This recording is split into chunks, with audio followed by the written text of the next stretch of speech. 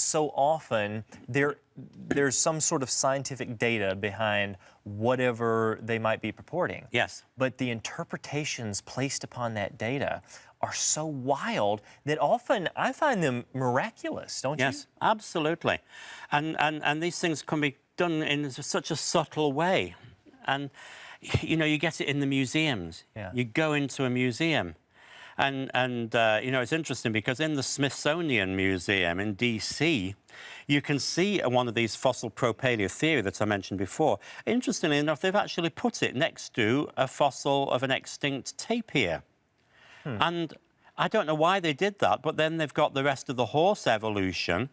And quite clearly, in their very own exhibit, you can see that the propaleotherium fossil looks like the tapir, like a modern tapir, not like the horses that they claim it evolved into. And yet, I don't know, is it some accident? Maybe someone made a mistake there and put the two together, but you get the idea. But there's a story being written, and you see this in so many museums. Obviously, people go to natural history museums to look at dinosaurs, don't they? Absolutely. And there's some wonderful dinosaurs that we love to talk about, you know.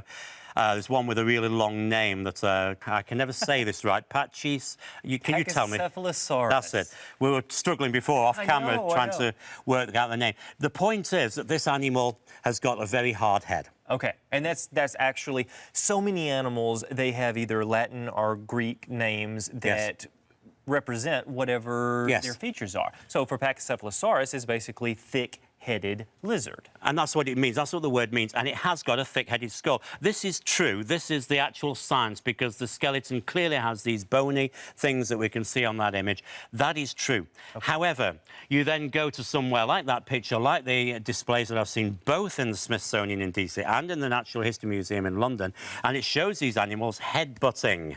And particularly the one in London has all sorts of comments with it saying, well, did they engage in headbutting contests like modern goats? Really? And they actually phrase it as a question. Okay. And that question doesn't get answered.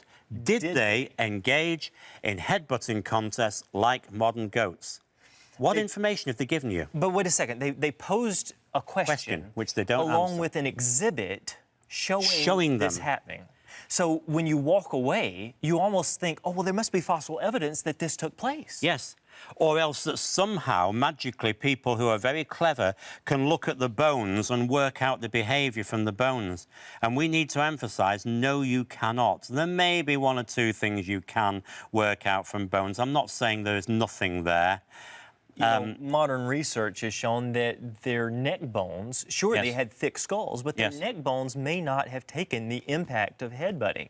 So maybe it was an entirely different purpose. We don't know. We don't find these things engaged in activities in the fossil record showing exactly what they were doing. Now, if they can have their theories, I actually have a theory about Pachycephalosaurus. They had a very thick skull. See, I think they lived under prehistoric coconut trees. And they evolved a thick skull. So, you know what? You could come up with anything you wanted to, couldn't you? Yes, you could. You could. And this is the point. We don't actually know the behaviour.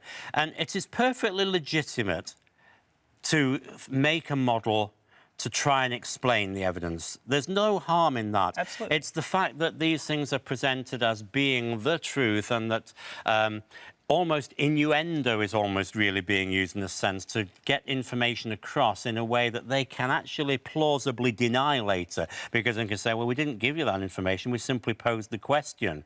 It's you know, deceiving verbiage, basically. It is.